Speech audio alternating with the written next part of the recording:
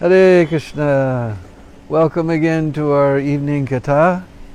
We hope all of you are safe. We hope you're increasing your bhajan and you've engaged us here for doing katha and you're listening to katha.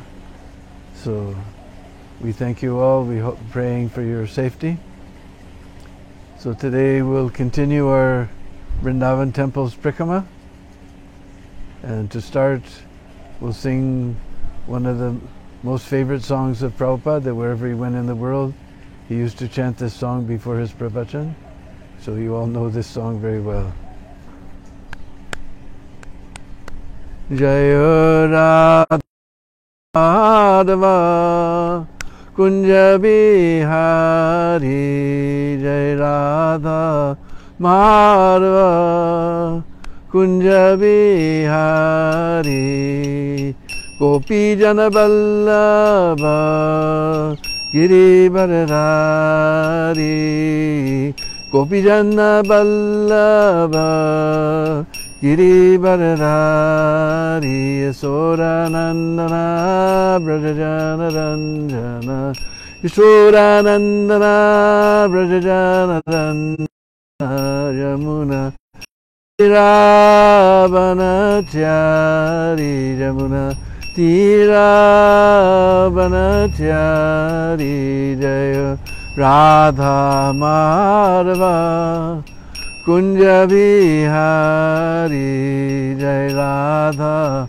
Madhava Kunja Bihari, Gopi Jana Vallabha Giri Bharadhari, Gopi Jana Vallabha Giri Bharadhari, Yashoda Nandana Brajajana Ranjana, Yashoda Nandana Brajajana Ranjana, Yamuna Tiravanachari, Yamuna Tiravanachari, Jai Radha Madhava Kunja Bihari, Jai Radha Madhava Kunja Bihari, Gopi Jana Vallabha Giri Bharadhari, Gopi Jana Vallabha Giri Bharadhari, Yashoda Nandana Brajajana Ranjana, Yashoda Nandana Brajajana Ranjana, Yamuna Tiravanachari, Yamuna Tiravanachari, Yamuna Tiravanachari, Jaya Radha Madhava Kunja Bihari, Jaya Radha Madhava Kunja Bihari. Sri Sri Radha Madhava Ki. So again, we welcome you to our evening katha. We thank you very much for this opportunity to serve you by talking about Krishna and giving you the opportunity to hear about Krishna. So we're going to continue our Prikrama of Vrindavan temples. Om Jnana Timirandasya Jnananjana Shalakaya Chaksurun Militam Jena Tasmai Sri Gurave Namah. Sri Chaitanya Manubhishtam Stapitam Jena Bhutale Sayam Rupa Kadamayam Dadati Swaparandigam Aradhana Srinandandai Vridam Yache Puna Puna Srimad Rupa Padambujo Dulisyam Janma Janmani. Jaya Sri Krishna Chaitanya Prabhu Nityananda Sri Advaita Gadadhar Shivasari Gaura Bhaktavinda. Hare Krishna, Krishna Krishna, Hare Hare, Hare Rama, Rama Rama, Hare Hare. Panchakalpataruvishta Kripa Sindhu Vacha Patidanam Pavanebhyo Vaishnavebhyo Namo Namaha.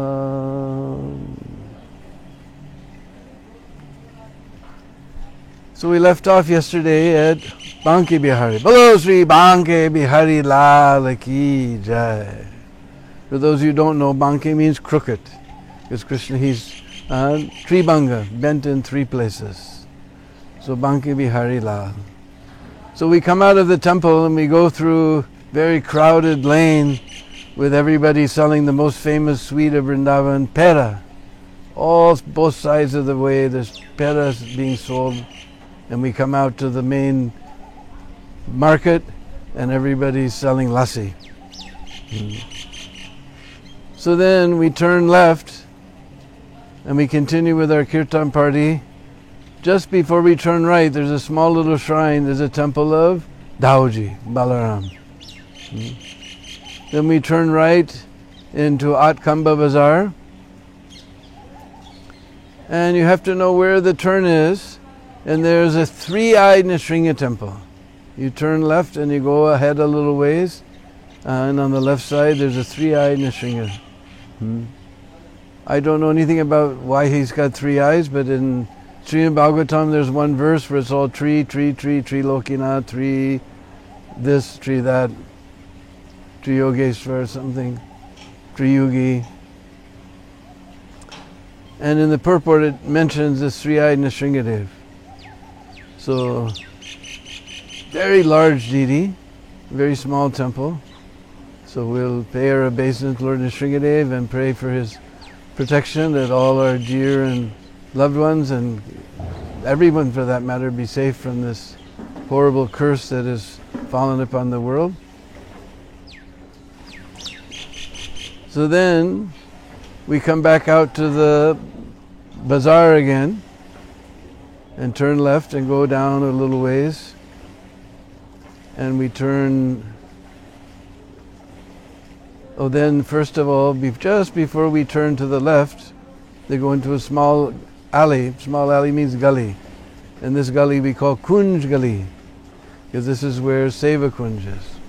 But just before we turn left, on our right side there's a huge deity of Ganesh, all painted saffron. And he's great big fat deity, so he's known as Moti Ganesh, Fat Ganesh. So we'll pay our obeisance to him to remove all the obstacles in our devotional life. And then we come to Seva Kunj, little entrance on the right side. And this is where one piece of the Vrindavan forest has been maintained. Otherwise now all the forest is gone and only buildings are there. But this place and Nidhiban and Kishorban, few places are there where you can see the original forest. And all the trees we'll see are trying to grow straight, but they're all bending and coming down and making little kunjas. And some trees we'll see just leaning on their shoulder, on their elbow, meditating on Radha and Krishna's pastimes. And just recently they made a big cage where all the human beings are inside and the monkeys are outside. Because here we find hundreds and hundreds and hundreds of monkeys. In the middle of Seva Kunj there's a little temple where they don't have a deity but a picture of Radha and Krishna. And Seva means service. So in this place even Krishna is doing service. And this is such an important place, so sacred place, we can't even imagine. My older godbrothers told me that one time they were walking with Prabhupada, he put his hand through the doorway, touched the dust, and said, "I'm not qualified to enter here." So that we can't imagine the most sacred place that we've come. Because, and we find here the real mood of Vrindavan is seva. Now, of course, everywhere we go it's become commercial and everybody's begging us for money and badgering us for money. But in the old days, and still you go to the village, they don't have anything, but they'll have you sit down, they'll feed you roti and sweet rice and halava. They don't expect anything in return. They'll feel embarrassed if you offer them anything. So this is the real mood. And here, Krishna is embodying that mood.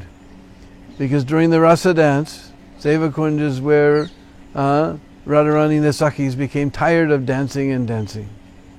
So then, if you look closely at the picture, you can see Krishna's dark hands on Radharani's golden legs. He's massaging Radharani's legs. So here even Krishna is doing seva. Unfortunately, they don't allow any pictures here, but this is a very special place. And Mangalarti changes according to the season. In the hot season, it's around 5 o'clock in the morning, and in the cold season, it's around 6:30 in the morning. So people try to spread the rumor that Seva Kunj is where Ras Leela was taking place, but Ras Leela was taking place everywhere within the Prikrama Marg. But this is the place where Krishna was doing service, and they rested, so this is called Seva Kunj. And so many we go around again through the cage with the monkeys outside and the humans inside, and we come to Lalita Kunj, because Lalita Sakhi was very thirsty. So Krishna took his flute and he dug this kund, Lalita Kund, to satisfy the thirst of Lalita Sakhi. So it's very, very, very deep down. Very beautiful, peaceful kund. And this Braj Foundation has fixed this place up very, very nicely. So then we come back out of Seva Kunj, make our way through all the monkeys, and just a little ahead we turn left and go through a little alley. We come to Imli Tala. So here there used to be a tiny little temple. It was very intimate and unique. And this is run by a branch of Gaudiya Math coming from Bhakti Saranga Maharaj, who also wrote for Srila Prabhupada's Back to Godhead magazine sometimes. So they're always very friendly to us. So when they broke that little temple down and built this big temple, I was a little worried. But they built a jewel of the temple. We'll go inside, we'll see the beautiful deities of Radha Gopinath. First is Mahaprabhu, then Tulsi Devi, then Mahaprabhu Radha Gopinath, and then on the far side they have Murti of Srila Bhaktisiddhanta Saraswati Thakur. And beautiful dioramas all around. Lord Chaitanya caught in the fisherman's net, dreaming about Ras Leela, meeting Ramananda Roy in the Godavari, meeting Sanatana Goswami in Kashi. All these different beautiful dioramas are there. And outside there's a Imli tree. Imli means tamarind. So I watched that old tamarind tree, which Prabhupada said was a real Kalpavriksha tree, desire tree. I watched it dry up before my very eyes. And they've got a horrible monstrosity covering it, metal monstrosity to protect the trunk. But they've planted a new Imli tree that's growing very gloriously. The story is that one time during Rasa dance, Radharani disappeared. We know about Krishna disappeared, but one time Radharani disappeared. And Krishna was sitting under this tree and he was calling out Radha, Radha, Radha, Radha, Radha, Radhe, Radhe, Radhe, Radhe. And being so absorbed in Radharani, his whole body turned golden. And Radharani and the Sakhis came and they saw, who is this golden person? And Radharani said, amazing, my ecstatic love is for this person is exactly my ecstatic love for Krishna. And then Krishna opened his eyes and then Radharani realized it was Krishna. And she said, my dear beloved, what is this? And he said, in Kali Yuga, I will take this form endowed with your bhav and with your luster, this golden luster of yours. And together we will spread the benediction of the holy name of the Lord for all the fallen souls of Kali Yuga. And then he returned to his blackish color. Also, one time Radharani was under this tree and she stepped on a ripe Imli fruit and she slipped, and the pink, you've seen sometimes the ladies, they put pink on their feet, that's called alta, that was messed up.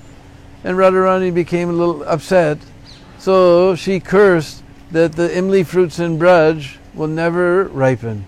And I've seen so many Imli trees in Braj and the fruits never get ripe. They always stay very tangy. In the modern days,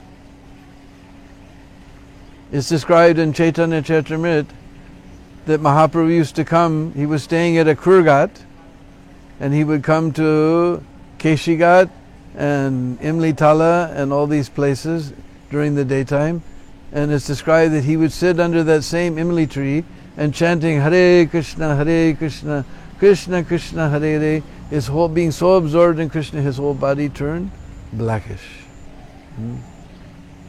So we have to be careful under this desire tree. One time there was one atheist. He came to Vrindavan and he wanted to see a desire tree. He heard about this Kalpavriksha. He's atheist, he didn't believe in this nonsense. So he was asking around, finally way out in the jungle, in the forest, somebody showed him a tree and said, this is a desire tree. This is Kalpavriksha. So he sat down, so he's materialist, naturally he'll think about something for sense gratification. He said, how about a nice pot of rasgullas? Boop! Pot of rasgullas appeared. Acha, how about some gulab jamuns? Boop!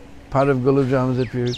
How about some puris? Boop! Big basket of puris appeared. How about some paneer sabji? Boop!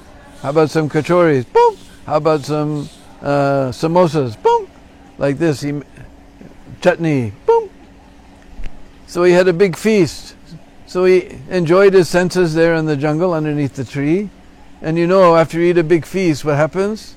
You like to go to sleep. So he fell asleep. When he woke up, it was dark. And he looked all around and he said, oh my God, maybe a tiger will come and eat me. And a tiger came in, ate him up. So you have to be very careful what you're thinking here in the land of Braj. Under the trees or even just on this dust of Braj. I remember one time when we were coming back from Loy Bazaar on a rickshaw with my daughter. She was about 14 years old at the time. And suddenly the wheel of the rickshaw fell off and we jumped, the rickshawala jumped, we all jumped and were safe. And she looked at me and said, Pita, I was just thinking what would happen if the wheel fell off. I said, be careful what you think in Vrindavan. So we pay our obeisance again at this very lovely jewel of a temple. And we'll continue underneath on the backside we can see darshan of Jamuna, and they have a beautiful deity of Sanatana Goswami and Rupa Goswami there staring at Jamuna. They've installed Mahaprabhu's lotus footprints there. So then we go back out to the Kunja Gully and continue around and come to another gully that leads to Loy Bazaar, but instead of turning toward Loy Bazaar, we'll turn to the left and we come to Radha Damodar. Now for us, Radha Damodar is a very special place because we know Prabhupada's rooms are there, and Prabhupada said, I eternally reside in those rooms in Radha Damodar temple. So we come inside, and before us there's now the temple has been fixed up very nicely. It used to be a little broken down, but it's fixed up very nicely. A beautiful new altar is there. And we see directly in front of us, very large deity of Radha Damodar. This is the Pratibhu deity, because the original deity of Damodar, which was carved directly by the hands of Rupa Goswami and given to his disciple Jiva Goswami, now presides in Jaipur. So we have Radha Damodar, worshipped by Srila Jiva Goswami.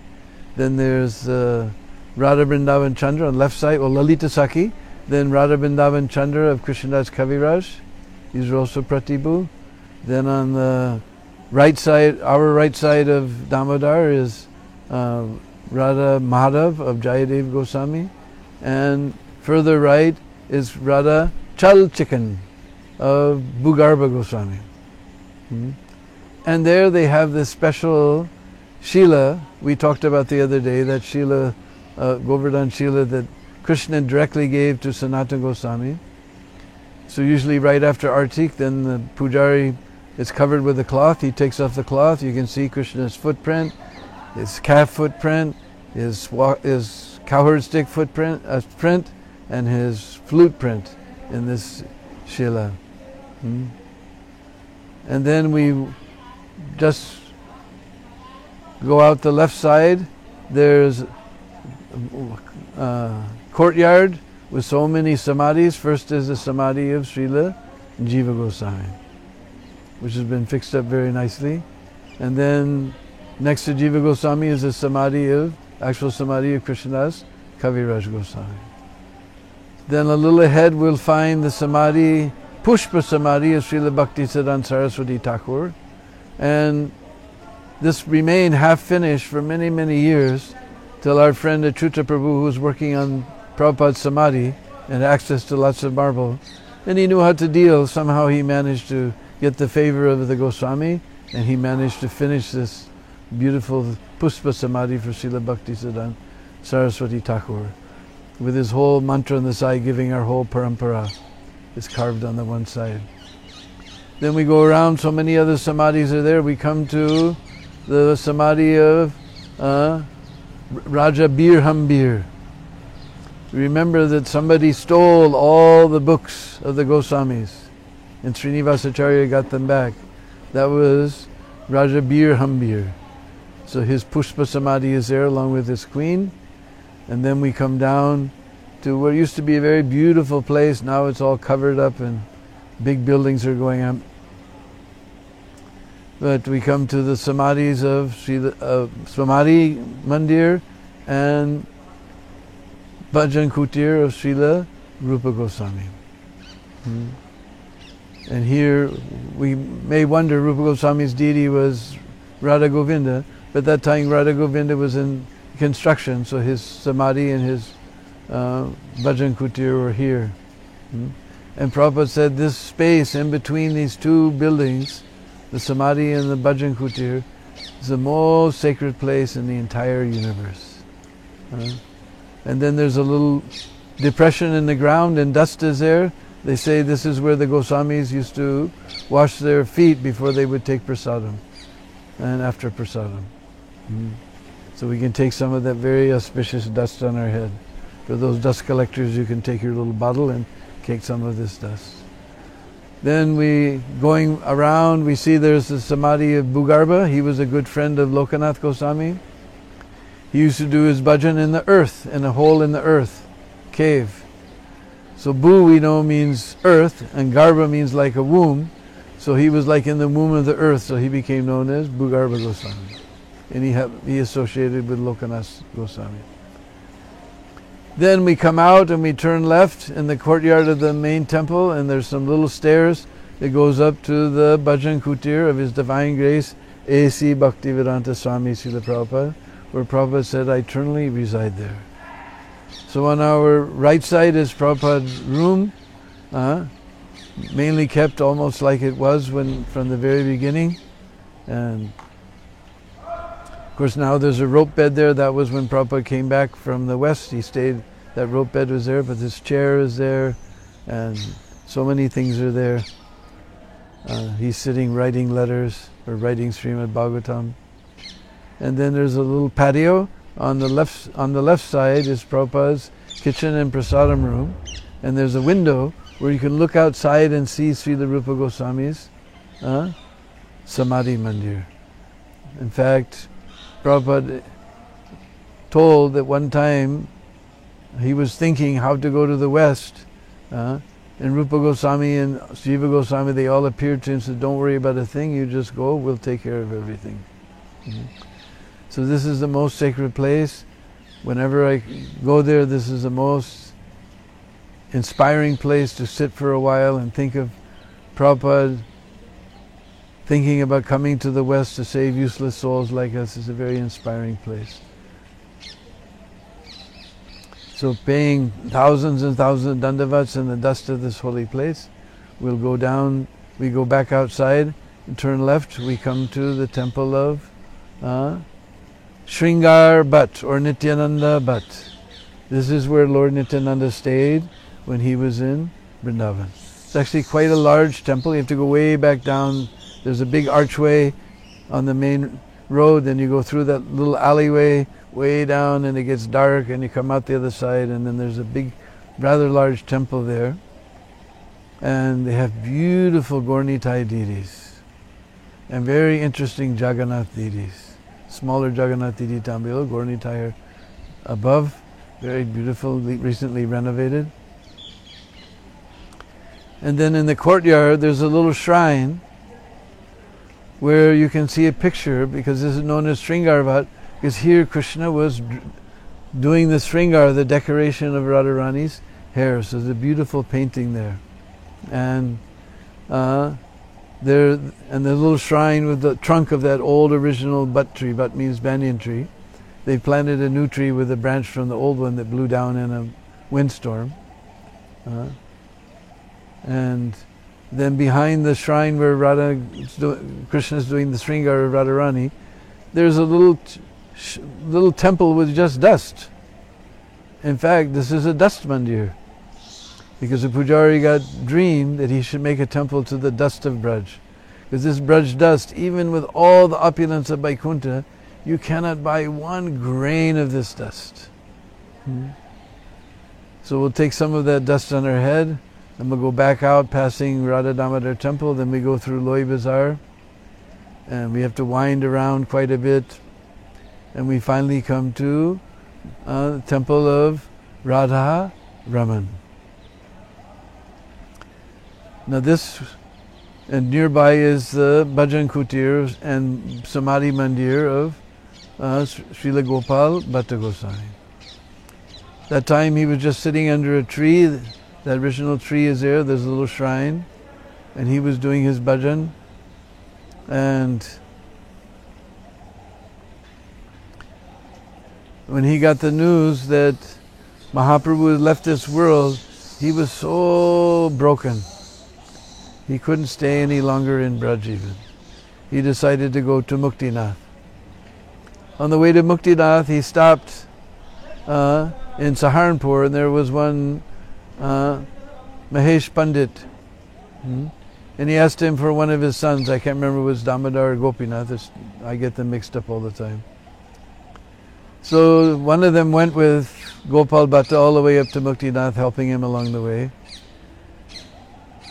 When they got to Muktinath, then Gopal went into the Gandaki river and he scooped his lota near the top of the water.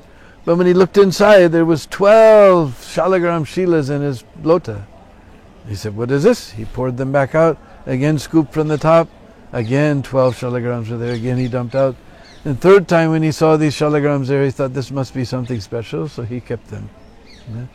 And he brought them back to Braj, and on the way when he passed through Saharanpur, he begged that either Damodar or Gopinath could come with him to Vrindavan, because he was serving very nicely. So he was worshipping these shalagram shilas every day, sitting under a tree. And one day it was Nrsimha Chaturdasi, and one businessman was coming around giving nice mukuts and dresses and things like that for all the Goswamis' deities. But Gopal Bhatt had no deities, he just had these shalagrams. So he had to refuse, and he felt bad. He said, "Why don't I have a deity like all the others?" So he read Srimad Bhagavatam, the part about Nrsimhadev, and then he closed the book, and he put his shalagrams, he used to just hang them in a bag in the tree, and he took rest praying to Krishna that just like you have appeared from a stone pillar to save your devotee, somehow or other you have to save me. So the morning he took his bath in Jamuna, he came, he opened up his bag of shalagrams, and one shalagram Damodar had turned into this exquisitely beautiful deity of Radharaman. And this is the original deity. He didn't go anywhere. Or if he did go to Rajasthan, then he came back. This is the original deity. And this is not carved. If you get some very powerful spyglasses, you can see his toenails, you can see his toe rings, you can see his fingernails. So many details. His fingers are so delicate that you'll never see him. His flute is always under his arm because they're afraid putting that flute and taking it out. The fingers are so small, they're afraid it may break. So what to speak of putting flute? We can't imagine somebody carving this thing. He's self-manifest, Swayambhu. And it's one of the favorite deities of Vrindavan. So all the Goswamis came and they saw he's got the feet. We heard about he had the feet of Madan Mohan, he had the Vakshastal of Gopinath, and he had the Mukhachandra of Govindadev. All three deities in one deity. And the worship goes on there very, very punctually and very, very precisely. Very wonderful temple. So we'll bow down at the lotus feet of this Swayambhu deity. Sometimes in the wintertime he's way back inside his altar. In the summertime he comes out onto a little darshan mandap so all the devotees can see him very nicely. Or you bring your binoculars and see him very nicely. So from here we go out of the compound and we turn right, we come down the street and we come to Radha Gokulananda temple. And here, before we enter the temple, there's a big courtyard. And in the courtyard we find many wonderful personalities. Lokanath Goswami has got his Samadhi Mandir there. Vishwanath Chakravarti Thakur has got his Samadhi Mandir there. Narottam Das Thakur has got his Pushpa Samadhi Mandir there. All these great personalities are there. So falling down in the dust of their lotus feet, we take their blessings and we enter into the temple. And there we see the main deity is Radha Binod of Lokanath Goswami. Lokanath was wandering around Braj because Mahaprabhu went in Bhugarva to find the holy places of Braj. Baladev Vidyabhushan, he went to Jaipur. There was some controversy about the worship of Govindadev there. And they said you don't have any bhashya on commentary on Vedanta Sutra, so we can't accept this as a bona fide sampradaya. So Govinda spoke this in 1 month. He compiled it.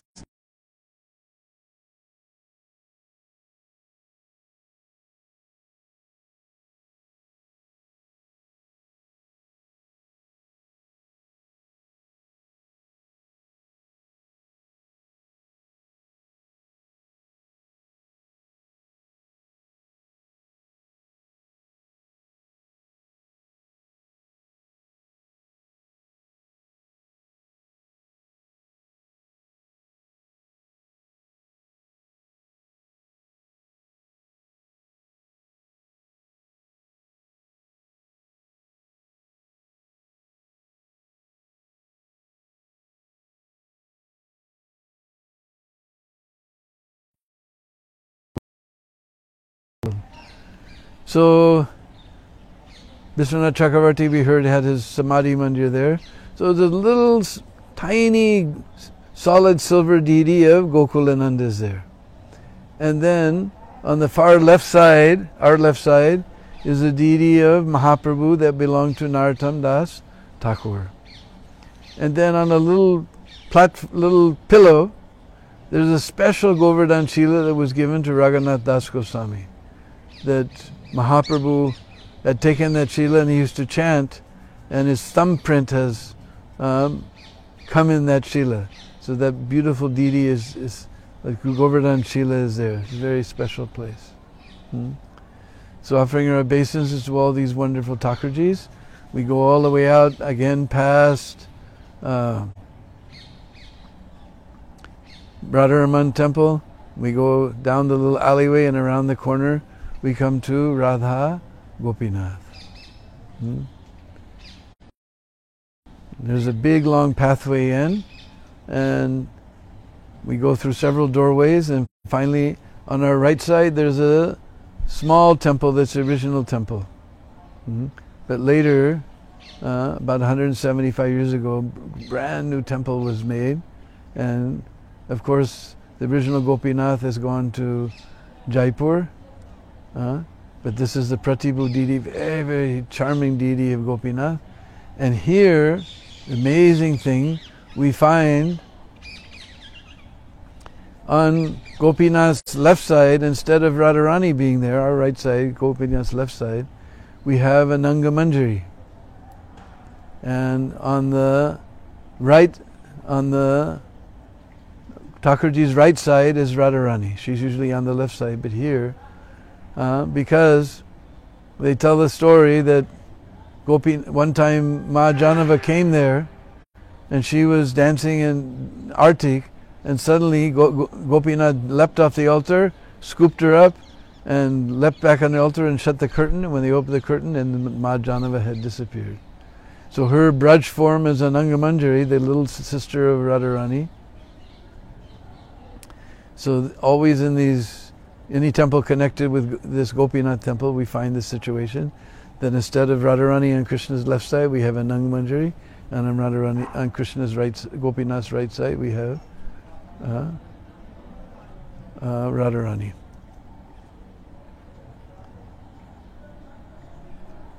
So praying to Gopinath that we'll also be attracted to, just like the gopis, then we can pay our obeisances and continue on. Then we go down the lane to Gopinath Bazaar, and we go way down through Gopinath Bazaar.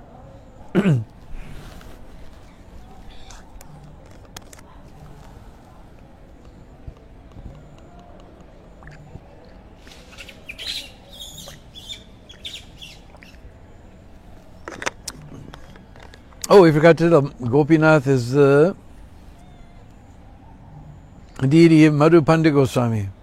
His guru, just now Paramananda something, he got dream that one of the original deities from Brajranab was there in Bamsibat. So Madhu Pandit, following the order of his guru, he went there, and in the jungle, at that time Vrindavan was all jungle, he found this beautiful, he's the most charming deity of Gopinath. In fact, if you go to Jaipur, there's a little shrine for Madhu Pandit, and they have a jacket that he used to wear made all of Tulsi beads. Tulsi bead jacket, all made of Tulsi beads with a little hood on it. And there, Indradumna Maharaj and his disciples have fixed it up very nicely, and they made a nice painting of Madhu Pandit coming in the forest and finding Gopinath. And just near the temple also we find the samadhi of Madhu Pandit.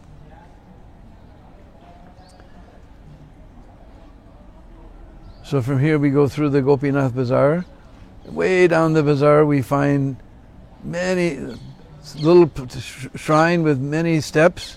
We go up those steps, and there's the most amazing, very tall deity of Mahaprabhu. This is called Amiya Nimai Mandir. Somebody who was a disciple of the Radharaman Goswamis, he had this deity carved from one single trunk of a neem tree, very tall and glorious deity. And originally, if you ever go to Radharaman, you see outside there's a little mandap and a little building there. He was there, but it was a little small. And this building doesn't actually look like a temple, but Padmanabh Goswami told me originally this was the stable of the Goswamis. In old days, we didn't have Maruti cars. We had horses. So this was a stable, so it doesn't really look like a temple, but they've converted it into a temple. And big, tall deity of Mahaprabhu is there, and beautiful painting above the altar of Lord Chaitanya getting his, taking sannyas, having his head shaved. We know the barber, he couldn't cut, he would just cry, and everybody was crying and crying, and finally Mahaprabhu just took the hand of the barber and like that. And that barber, after he shaved up Mahaprabhu, he threw his blade into the Ganga and he became a sweet maker, Mitai Wala. So a beautiful painting is there. Another painting in the back of the temple of Mahaprabhu in Gambhira, just meditating on the separation of Radharani and Krishna. Very nice little temple. This is Amiya Nimai Mandir. Then we come back out, we go down the ways, quite a ways, and turn right, and then we come to a huge, large, magnificent temple of Radha Govinda.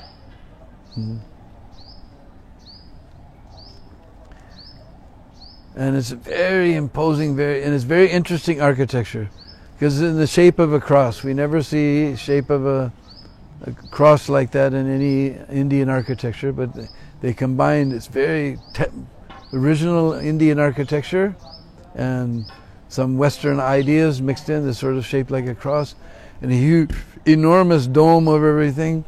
How they got the dome up there, I have no idea. But the temple looks a little funny. It looks like it's not, looks sort of squat. Because actually it used to be 7 stories high, now it's only 4 stories high. But here we find a Pratibhu deity of Govindadev and Gaur-Nitai. And so many monkeys are here in this temple. And in the old days there was a secret doorway that we used to go all the way up the roof and see the whole, but now they put an iron gate and we can't go anymore. We used to go all the way up. We had to take a stick to chase the monkeys and go up and see the whole skylight in Vrindavan from up top. So, and if you know the pujari nicely, if you treat him very nicely, he can take you downstairs. There's a little deity of Yogmaya. You go back behind the deities and go downstairs, and there's a beautiful temple of Yogmaya. The other side used to be a deity of Vrindadevi, because this is the Shayan Kalin, the evening yoga pit. This Radha Govinda Mandir is on the evening yoga pit.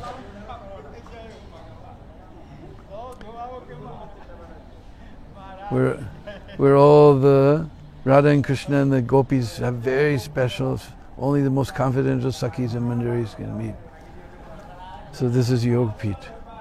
And what happened was one cowherd boy told Rupa Goswami that there's a cow, I can't remember the name of the hill, something Tila. He said there's a cow that comes on top every day, the hill, and pours milk into a hole in the ground, right from her udder. So Rupa Goswami came and he watched, and sure enough that cow came and she began to pour milk. He called all the villagers, very carefully they dug, and they found this beautiful deity of Govindadev. And that deity of Govindadev is so charming. And so Raja Man Singh from Ambir Palace, who's the father of Jai Singh, he had this huge temple constructed. And it was so gigantic that there was a light burning on top, and you could see that light all the way from Agra. So Aurangzeb became upset. And I've heard different stories of what happened, but the one I like is that his soldiers were marching to demolish the temple, and huge swarm of bees attacked them, chased them away. But the Indians themselves took the temple down just so he wouldn't come and destroy it. So it's sort of squat. It used to be 7 stories high. The other story, just as we were coming to Radha Govinda, there's a famous Hanuman temple called Singhpur, not Singapore, but Singhpur. Singh, of course, we know means lion. So the other story is that the soldiers were coming and Hanuman roared like a lion, and all the soldiers were frightened away. So there's 2 different stories about this place. But eventually, the son of Raja Man Singh, Jai Singh, he took the deity to his new palace in Jaipur. And there, it's what we always dreamed about. When Prabhupada was first telling us about India, we were thinking like that, and in the center there's a temple and everybody comes and chants and dances. And we got to India and we saw Bombay and Delhi and we said, what is this? But you go to Jaipur, it's right smack. If you go up on the hills sometime and look down, there's a walled city, which is original Jaipur. And smack in the middle is Govindadev. And the villagers, everyone has their favorite time. Some come for Mangal Arti, some for Darshan Arti, some for Bhog Arti, some evening Arti. Everybody. And it's not like there's some brahmachari ashram there and they come out and do kirtan. The villagers themselves bring the kartals and mridangas and do kirtan. And whatever kirtan they do, whatever bhajan they sing, they always end with Hare Krishna Mahamantra. And everybody distributes prasadam. They're selling prasadam there, but nobody buys it for himself. Everybody stands around and hands out Radhe Govinda, Radhe Govinda. They break up the laddus and give it out.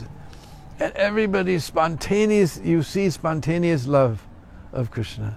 The villagers just come and they're dancing, these fat Rajasthani ladies in their beautiful color saris are just dancing and spinning their saris, flying all around. Some guy is there with a huge big pink turban on his head, and he's talking to Govinda Dev. What he's saying nobody can understand. He's talking to everybody, just comes, they love Govinda. This is what we thought India was all about. Everybody comes to the temple's in the middle of the city, and we finally saw it in Jaipur. Lecture series here also in Jaipur is very special. Anyway, this is a temple of Govinda Dev, and very incredible architecture. And then we go around, of course, since the Mughals defaced this temple, the Goswamis, they built a new temple behind called New Govinda Dev Temple. In fact, Prabhupada sent Surab that you go there and get the idea he got the idea of our temple from that temple. As you come inside, just like our temple, we have this sunken courtyard. You walk down to the sunken courtyard. Then there's three big arches, three big archways, and of course there's only one altar, but Prabhupada gave the idea of three altars, but it's based on this idea of New Govinda Dev. It's a very wonderful temple, and sometimes they do special darshan there. Anyway, we always find some old Brijbasi ladies there singing for Govinda Dev. It's a very special place. So we finished all the Goswami temples, but still, if we go a little further inside, well, just in front of Radha Govinda, there was Ranganath Temple, the largest temple in the whole of Vrindavan, but to Lord Ranganath, and run by Brahmins from South India with great big South Indian type sikhas. And in the old days, they didn't allow us to go inside. Although one time I just walked in, I was taking some life members and around, and they wanted to see, and I just walked right in, and we got darshan. But some lady from Croatia complained to the trustees, and the trustees had a big meeting, and now they allow the devotees. Even the fair-skinned devotees are allowed to go inside. Huge, enormous temple there, big pond, lakes are there. Every year they have big festival with the Rath Yatra and everything, and fireworks, and this is Ranganath Temple. So we go behind Ranganath down a little alleyway. We come to, because we can't leave our Brikama without going to take darshan of Gopeshwar Mahadev. Because in Braj there's 5 special Mahadevs, Digpal deities. Dig means direction. They're guarding all the directions. In Vrindavan is Gopeshwar. In Govardhan we heard about Chakaleswar. In Kamivan is Kameshwar. And in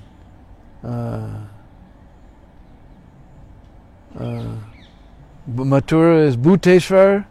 And in Nandagam is Nandeshwar. So this is one of the 5 Digpal deities of Braj, and very interesting temple. You come there, it's quite small considering how important he is, because by mercy of Gopeshwar Mahadev we are able to enter into Braj, and he's just right near Bamsivat, where Krishna called the gopis to rasa dance. And so all day long he's just like any other Shiva Ling, but you come in the evening, they cover the whole place with beautiful cloth. They put a silver or gold mask over the ling with a beautiful gopi face, and they put nose rings with a little chain and everything, and beautiful crown, female type of crown. Whole day everybody just pouring water, and in the evening you get this beautiful darshan of Gopeshwar as a gopi. And on what is that day?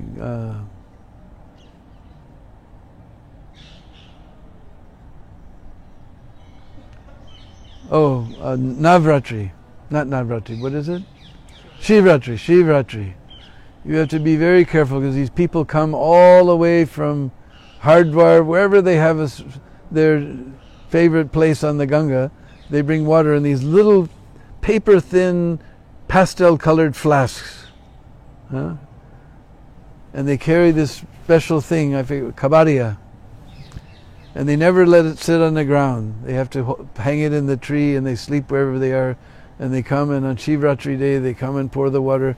Then in the back of the temple, they just throw that very paper-thin glass. So you'll see little blood spots all over the floor, and you have to step very carefully, otherwise you get your foot cut also. But it's huge rushes there on Shivratri day in this Gopeshwar temple. And just behind a little ways, of course, we just mentioned, is Bamsivat. The original tree is gone. If they planted, they took a branch from the old tree that had blown down, and new tree is growing there, and beautiful deities are there of Radha Rasbihari, I think. And around the tree they have all the Krishna, one gopi, Krishna, gopi, like that. Somebody is painted very nicely, and very peaceful place. Hardly, not so many people go there. It's a very nice place. This is Bamsivat, where Krishna played his flute on the bank of the Jamuna and called all the gopis to rasa dance. So after taking benediction from Gopeshwar Mahadev, we'll end our Vrindavan Temple's Prikrama here. And we thank you very much for joining us. Now for a couple days, because we're way behind, we have a lot of things to do in our room and our laundry is piling up. So for a couple of days we're going to take vacation from you.